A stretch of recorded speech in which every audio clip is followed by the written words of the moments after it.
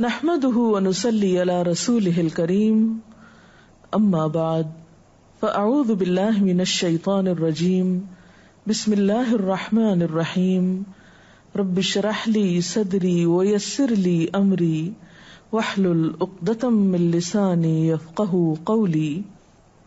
ہماری گفتگو کا موضوع ہے ہمسایوں کے حقوق. انسان اس دنیا میں تنہا نہیں رہ سکتا. ہر انسان زندگی گزارنے کے لیے دوسرے انسانوں کے تعاون اور مدد کا محتاج ہوتا ہے. کچھ تعاون اسے اپنے قریبی رشتہ داروں سے مل جاتا ہے، لیکن بسا اوقات انسان اپنے خون کے رشتوں سے اتنا دور ہوتا ہے کہ اسے لامحالہ دوسرے لوگوں کا تعاون چاہیے ہوتا ہے. ایسے میں انسان جہاں بھی رہتا ہے اس کے آس پاس رہنے والے لوگ اس کے ہمسائے ہوتے ہیں. گویا کوئی بھی دو شخص یا اس سے زیادہ جو ایک دوسرے کے قریب رہتے بستے ہوں وہ آپس میں ہمسائیگی کے رشتے میں پروئے ہوئے ہوتے ہیں. یہ ہمسائیگی گھر میں بھی ہو سکتی ہے. انسان جہاں رہتا ہے اس کا گھر ہے تو اس کے دائیں بائیں آگے پیچھے رہنے والے لوگ، اور جیسا کہ ایک حدیث سے ہمیں حق ہمسائیگی 40 گھروں تک ہوتا ہے اس بات کا پتہ چلتا ہے.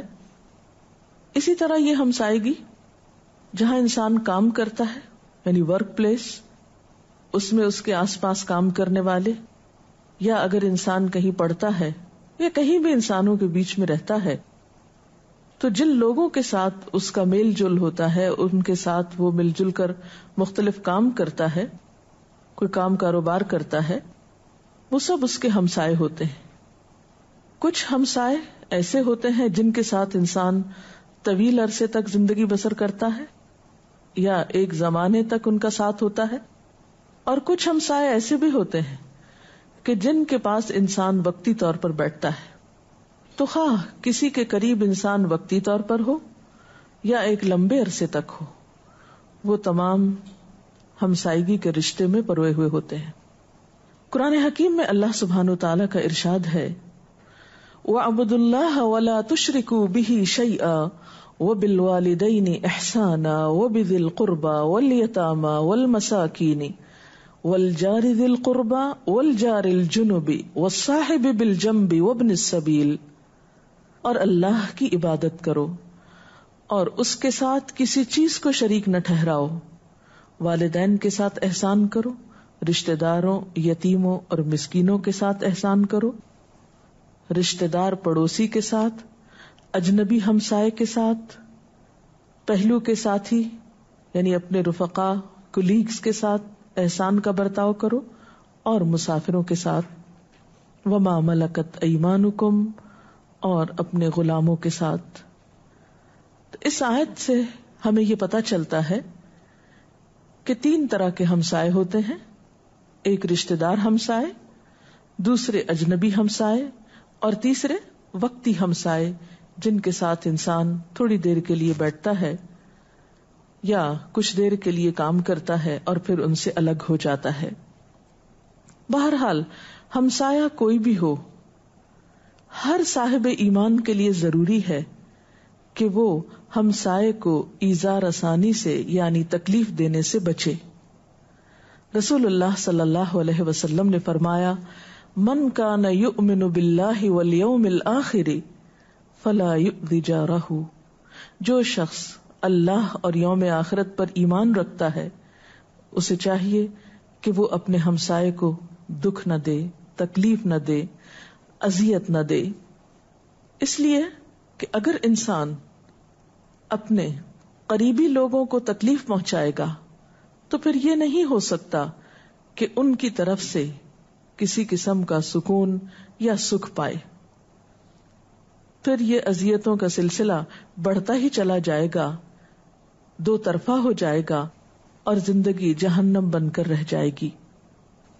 اسی طرح ایک اور حدیث میں آتا ہے، آپ صلی اللہ علیہ وسلم نے فرمایا جبریل علیہ السلام ہمسائے کے متعلق مجھے ہمیشہ ہی وصیت کرتے رہے. یعنی جب جبریل علیہ السلام آتے تو ہمسائے کے حقوق کے بارے میں تاکید کرتے، یہاں تک کہ میں نے خیال کیا کہ وہ اس کو وارث ہی بنا دیں گے۔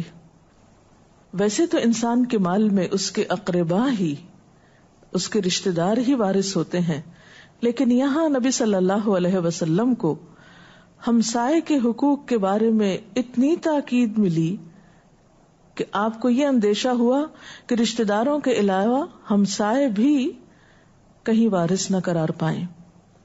اسی طرح آپ صلی اللہ علیہ وسلم نے متعدد احادیث میں اس بات کی تاکید فرمائی ہے کہ ہمسائے کے ساتھ اچھا سلوک کیا جائے۔ آپ نے اس شخص کو مومن ہی نہیں قرار دیا جو ہمسائے کو تکلیف دینے سے باز نہ آئے۔ حضرت ابو ہریرہ سے روایت ہے کہ آپ صلی اللہ علیہ وسلم نے فرمایا، اللہ کی قسم وہ شخص مومن نہیں ہے، اللہ کی قسم وہ مومن نہیں ہے، اللہ کی قسم وہ مومن نہیں ہے۔ 3 بار آپ نے قسم کھا کر یہ بات فرمائی۔ یہ میری بات نہیں، آپ کی بات نہیں، عام انسانوں کی بات نہیں، رسول اللہ صلی اللہ علیہ وسلم کی بات ہے کہ وہ شخص مومن ہی نہیں۔ سوال کیا گیا، اے اللہ کے رسول صلی اللہ علیہ وسلم، کون مومن نہیں، کس کا ایمان نہیں؟ آپ نے فرمایا، وہ شخص کہ اس کے پڑوسی اس کی شرارتوں سے محفوظ نہیں، یعنی وہ کسی نہ کسی طریقے سے اپنے ہمسایوں کو تکلیف پہنچاتا رہتا ہے، ان کے لیے مصیبت کھڑی کرتا رہتا ہے۔ بخاری اور مسلم کی یہ روایت ہے، اور مسلم کی روایت میں آتا ہے کہ وہ شخص جنت میں نہیں داخل ہوگا جس کے پڑوسی اس کے شرارتوں سے محفوظ نہ ہوں گے، کیونکہ ایسی فطرت اور ایسی شخصیت والا انسان یا ایسی عادات والا انسان اگر جنت میں داخل کر بھی دیا جائے تو وہ وہاں بھی اپنے ہمسایوں کو ستانے لگے گا، کیونکہ دنیا میں اس نے اپنی نیچر اور فطرت بدلی ہی نہیں، اس نے اپنے ساتھ کوئی مجاہدہ کیا ہی نہیں، کوشش کی ہی نہیں کہ اپنی اصلاح کرے اور بری عادتوں کو اپنے سے دور کرے، لہٰذا اس کی یہ بری عادتیں اگر اس کے ساتھ ہی ختم ہوئی تو پھر قیامت کے دن جنت میں جانے کے لائق نہ رہے گا۔ اسی طرح ایک اور حدیث میں آتا ہے، رسول اللہ صلی اللہ علیہ وسلم نے فرمایا، اللہ کے ہاں بہتر دوست وہ ہیں جو اپنے دوست کے ساتھ خیر خواہی کریں، یعنی اچھے دوست کی بھی پہچان بتائی آپ نے، اور اللہ کے نزدیک بہترین پڑوسی وہ ہیں جو اپنے ہمسائے کے ساتھ خیر خواہی کریں۔ گویا ہمسایوں کے لیے خیر خواہی کے جذبات کا ہونا بے حد ضروری ہے۔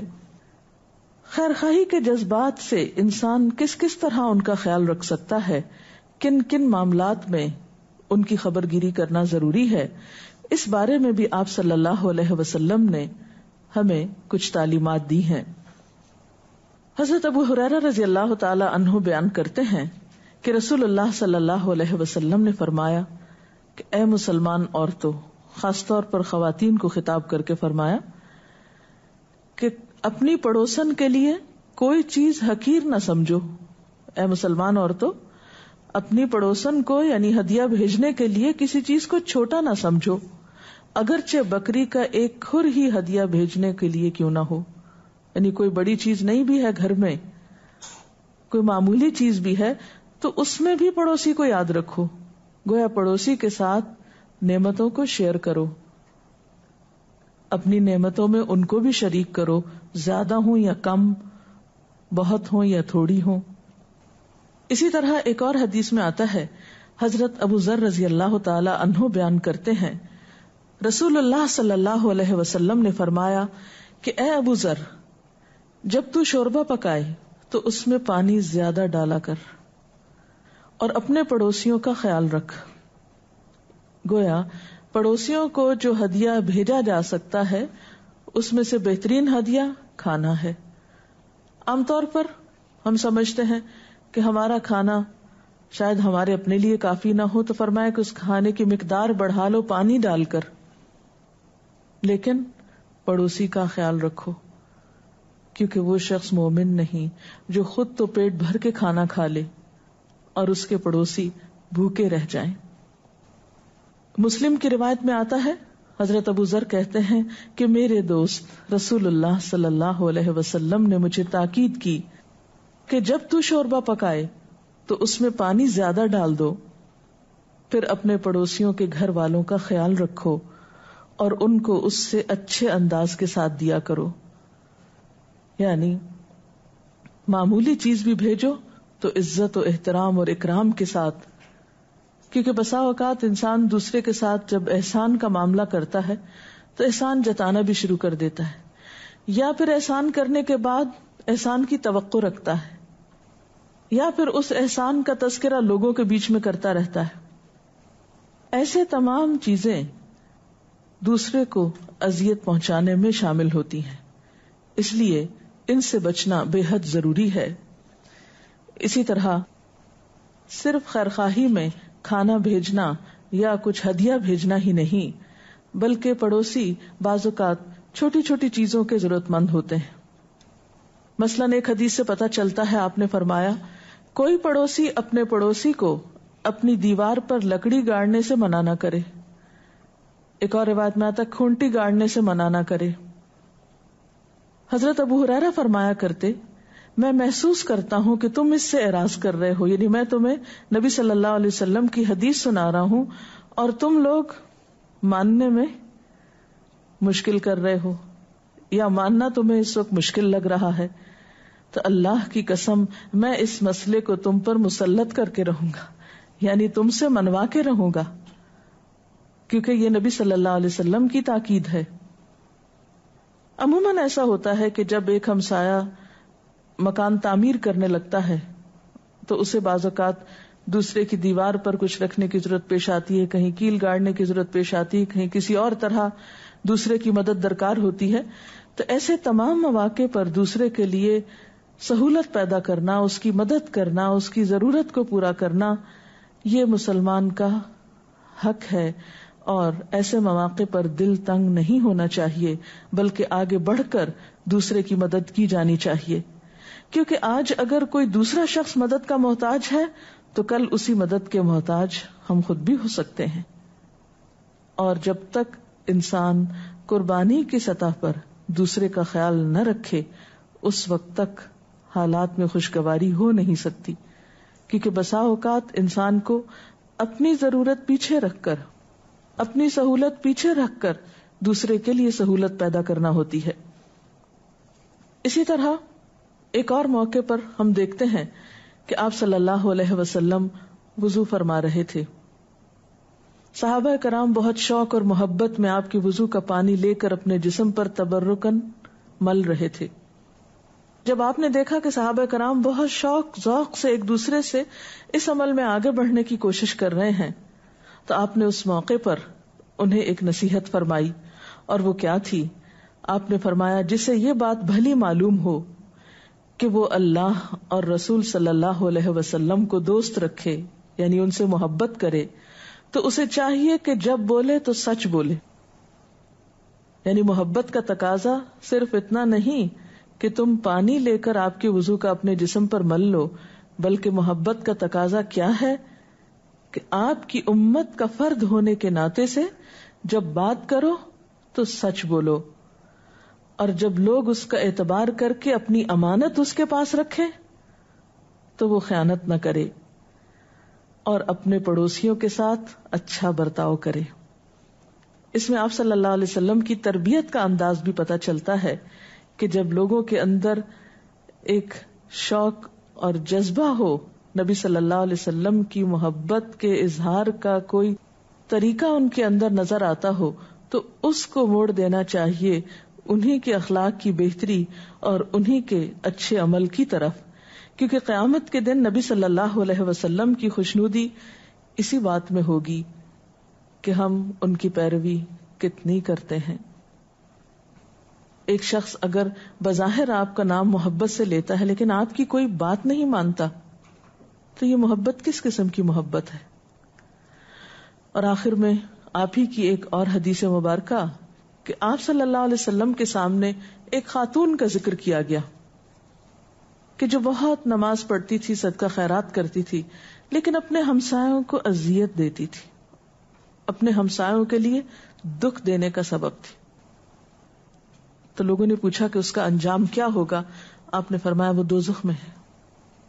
اور دوسری خاتون جو فرض نمازیں تو ادا کرتی تھی لیکن اپنی ذات سے کسی کو دکھ نہیں دیتی تھی، جب اس کے انجام کے بارے میں پوچھا گیا تو آپ نے فرمایا وہ جنت میں ہوگی. تو اس سے یہ حقیقت کھل کر واضح ہوتی ہے کہ کامیابی کے لیے، یعنی آخرت کی کامیابی کے لیے صرف عبادات کافی نہیں، صرف اللہ تعالی کے حقوق کی ادائیگی کافی نہیں، جب تک کہ بندوں کے حقوق کو پہچانا نہ جائے. اور بندوں کے حقوق میں اہم ترین حق یہ ہے کہ ہم انہیں اپنی اذیت اور دکھ سے بچائیں. ساری عبادات ضائع ہو سکتی ہیں اگر ہم بندوں کے لیے سکون کا نہیں دکھ کا سبب ہوں. اللہ تعالی ہمیں اس سے محفوظ رکھے اور ہمیں انسانوں کی قدردانی کرنا سکھائے اور ان کی خیر خواہی عطا کرے. اس سلسلے میں اگر کوئی سوال ہو آپ کے ذہن میں تو آپ کر سکتے ہیں. پڑوسی بچوں کے ساتھ اچھے سلوک میں کیا کیا باتیں آتی ہیں؟ پڑوسی بچوں کے ساتھ مل کر کھیلنا بھی چاہیے، ان کے ساتھ اپنی چیزیں بھی شیئر کرنا چاہیے، لڑائی جھگڑے سے بچنا چاہیے. اور اسی طرح جب آپ لوگ مل کر گھر سے باہر جیسے کھیل رہے ہوں تو اس وقت جو لوگ راستہ چل رہے ہیں ان کو سلام کرنا چاہیے، کسی کا مذاق پھر نہیں اڑانا چاہیے. پھر اسی طرح یہ ہے کہ پڑوسی بچوں میں جو آپ کے کلاس میں اسکول میں بچے ہیں وہ بھی آ جاتے ہیں جن کی سیٹ آپ کے ساتھ ہوتی یا آگے پیچھے ہوتی. تو اگر ان میں سے کسی کی پینسل گم گئی یا کوئی چیز ان کے پاس نہیں ہے یا اگر کوئی بچہ ایبسنٹ ہو گیا ہے تو اس کو ہوم ورک بتانا چاہیے. کلاس میں کسی چیز کی ضرورت ہے تو شیئر کرنا چاہیے. ٹھیک ہے نا؟ میڈم اگر آپ کا نیکسٹ ڈور پڑوسی بہت دور کا بھی نہیں، ایک دیوار بیچ میں حائل ہے، اگر وہ لوگ آپ سے ملنا نہیں چاہتے، ایسا کوئی لڑائی جھگڑا کچھ بھی نہیں ہے، لیکن ان کی ایک عادت ہے کہ ان کے گھر میں بلا وجہ کوئی آئے نہ، خبر گیری نہ کی جائے، اگر کہیں جاتے ہیں تو نہیں پتا، کہیں آتے ہیں تو نہیں پتا، تو ہم کبھی کبھار تو انسان کا فرض ہے کہ ایک دوسرے کی خبر گیری کرے. تو اس سلسلے میں ہمیں کیا کرنا چاہیے؟ جاتے بھی اچھا نہیں لگتا کہ ان کو پتا چلتا ہے کہ ان کو پسند نہیں آئی یہ بات ہمارا آنا، لیکن ہم تو اللہ کے لیے چلے ہی جاتے ہیں. تو ہمیں اس سلسلے میں کیا کرنا چاہیے؟ اس میں یہ ہے کہ کبھی کبھار کسی خوشی کے موقع پر کسی اور ایسے موقع پر خبر گیری تو ضرور کرنی چاہیے، لیکن یہ ہے کہ اسی حد تک انسان دوسرے کے پاس بیٹھے یا جائے جتنا دوسرا برداشت کر سکے. ہو سکتا ہے ان کی کوئی خاص مجبوری ہو، کوئی خاص وجہ ہو، لیکن ایسا نہیں کہ بالکل انسان غافل ہو جائے، کیونکہ ہر انسان کے ساتھ دکھ سکھ، مشکل تنگی آسانی ہوتی ہے. حسن سلوک جاری رہنا چاہیے. میڈم اگر رشتہ دار پڑوسی کسی بھی وجہ سے آپ کو اذیت دیں تو آپ کا کیا ری ایکشن ہونا چاہیے؟ ان سے اعراض برتیں، اور اگر یہ بھی مشکل ہو تو کیا جواب دیں؟ کس قسم کا سلوک اس میں کرنا کہ چاہیے؟ صبر سے کام لینا چاہیے، اور انسان اپنے رویے پر بھی غور کرے کہ آخر وہ کون سی چیز ہے جو دوسرے کو اریٹیٹ کر رہی ہے یا دوسرے کو اوفینڈ کر رہی ہے، اور ان چیزوں سے پھر پرہیز کرنا چاہیے. بعض اوقات انسان کے لیے صبر واقعی بہت مشکل ہوتا ہے، لیکن صبر کا اجر بے پناہ ہے. بعض دفعہ یہ ہوتا ہے کہ آس پڑوس میں جو محلے کے بچے ہوتے ہیں وہ شرارت کرتے ہوئے کبھی بیل بجا جاتے ہیں یا گاڑی کے ٹائر وہ کر جاتے ہیں تو اور شیشے توڑ دیتے ہیں کھیلتے ہوئے، شرارتن یہ سب ہوتا ہے. تو اس صورت میں پڑوسیوں کے ساتھ کیا اس صورت میں یہ ہے کہ سب بچوں کو آپ اکٹھا کیا کریں، ونس اے ویک ان کے ساتھ بیٹھ کر ان کو سٹوری ٹیلنگ کریں، کہانی سنائیں، ان کو اچھی اچھی باتیں بتائیں، ان کو پیار سے سمجھائیں. نبی صلی اللہ علیہ وسلم بچوں کو خود آگے بڑھ کر سلام کیا کرتے تھے اور ان کا ہر طرح سے خیال رکھتے تھے. تو انشاءاللہ تعالی آپ کا حسن سلوک، آپ کی محبت، آپ کی توجہ اور کیئر ان بچوں کے دلوں میں آپ کے لیے بہت قدردانی پیدا کر دے گی اور وہ آپ کی بات پھر آسانی سے مانیں گے بھی. لیکن اگر آپ اس موقع پر ان کو ناراض ہوں گے، ڈانٹے ڈپٹیں گے، تو آپ نے دیکھا ہوگا کہ بچے ایک کان سے سنتے دوسرے سے نکال دیتے ہیں. لیکن محبت ایک ایسی چیز ہے جس کے بارے میں کہتے ہیں نا، محبت فاتح عالم، جس سے انسان ہر پتھر دل کو موم کر سکتا ہے. تو چھوٹے بچوں کے ساتھ شفقت و محبت کا معاملہ کریں اور انہیں اگنور بھی نہ کریں کہ ٹھیک ہے ہم صبر کرتے ہیں، وہ توڑ گئے کچھ تو توڑ دیں، نہیں، انہیں سمجھانا بھی لازم ہے. اسی کانٹیکسٹ میں مزید ایک سوال پوچھنا چاہوں گی. اکثر بڑے اچھے محلے اور ہمسائے ہوتے ہیں، لیکن بعض دفعہ آج کل والدین اتنی اچھی تربیت نہیں دے پاتے بچوں کو، اور آپس میں بچوں کی لڑائیاں ہو جاتی ہیں اور قابو سے نکل جاتی ہیں، اور وہ شکایتیں والدین تک پہنچتی ہیں اور والدین بھی انوالو ہو جاتے ہیں. جی، اچھے بھلے ہمسائے محلے جو ہیں وہ آپس میں پریشانی اور لڑائی جھگڑے کا شکار ہو جاتے ہیں. وہ یہ دیکھ نہیں پاتے کہ کس کا قصور ہے، کیسے ہوا، بس ہمسایوں میں اختلافات اور پرابلمز کریٹ ہو جاتی ہیں جنہیں کبھی کبھی برج اپ کرنا بڑا مشکل لگتا ہے. اس کے بارے میں آپ کیا کہیں گی؟ اس کے بارے میں پھر میں یہی کہوں گی کہ کبھی کبھار، اور اگر ہو سکے تو ہفتے میں ایک بار ہمسایوں کے ساتھ مل بیٹھیں. اگر یہ ممکن نہ ہو تو کم از کم ان کے بچوں کو لے بیٹھیں اور ان کے ساتھ بات چیت کریں. جو مسائل آپ سمجھتے ہیں کہ ان بچوں کے اندر ہیں ان کی اصلاح کی فکر کریں، کیونکہ ہر مسلمان پر یہ ذمہ داری ہے کہ وہ نیکی کو عام کرے اور برائی سے روکے. اگر دوسروں کے اندر یہ احساس نہیں تو آپ کے اندر اگر خیرخواہی کے جذبات ہیں تو آپ اس چیز کا آغاز کیجئے، تو انشاءاللہ آپ دیکھیں گے کہ بہت جلد بچوں میں چینج آئے گا. آخر میں ایک حدیث سنانا چاہوں گی. حضرت عبداللہ بن مسعود بیان کرتے ہیں کہ ایک شخص نے آپ صلی اللہ علیہ وسلم کی خدمت میں عرض کیا، یا رسول اللہ صلی اللہ علیہ وسلم، مجھے اپنے برے عمل کا علم کیسے ہو سکتا ہے؟ آپ نے فرمایا کہ جب تو اپنے ہمسایوں کو کہتا ہوا سنے کہ تو نے اچھائی کی تو جان لے کہ تو اچھا ہے، اور جب تو انہیں کہتا ہوا سنے کہ تو نے برا کام کیا تو جان لے کہ بے شک تو نے برا کام کیا. یعنی تمہاری پہچان تمہارے ہمسایوں سے ہوگی کہ تم کس قسم کے انسان ہو.